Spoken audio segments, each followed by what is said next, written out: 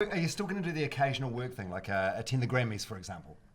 You see, I wasn't going to attend the Grammys. And then you got bloody nominated. God. No. Even after then, I was kind of like, I don't want to go.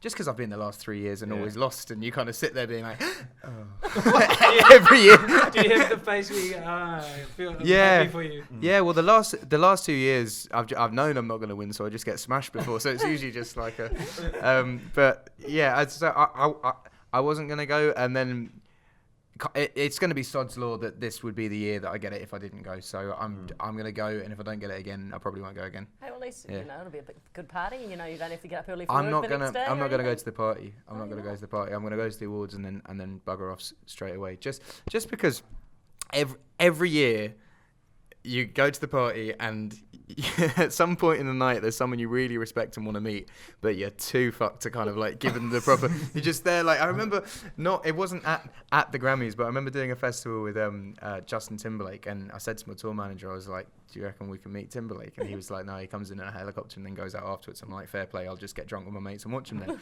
So as soon as his gig started, we filled up a big bottle with vodka or whiskey or whatever, and like filled a mixer, like a big a big 2 litre Coke bottle, and then sat there and swigged it for the whole thing. And then the last couple of songs, he notices me and goes, "I want to shout out my man Ed," and I'm kind of there drunk with my mates, being like, he knows who I am. This is awesome. But then a big bodyguard comes up behind me. He's like, "Justin would like to see you." I was like, "Oh no! Why didn't you tell me this before?" Because like, all I wanted to do is have like a sober conversation with him and talk about music and stuff. So I kind of get there and I'm like.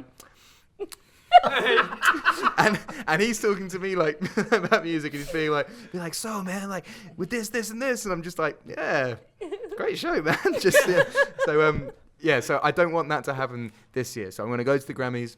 Whatever happens, win or lose, afterwards I'm going to go. I'm going to come home. God, Timberlake must have walked away and that Ed Sheeran, he's a really weird guy. No, I think he knew. I think he knew. I did explain that story to him when I got there. I was like, "Look, had I known I was going to meet you, I'd have stayed sober. But because I thought I was just going to watch a concert, I got really mashed up with my friends." And I think the conversation was, it was only like, it could have been 2 hours, but I had to take myself away. I had to be like, "Yeah, I've got to go. This isn't good for me to be here."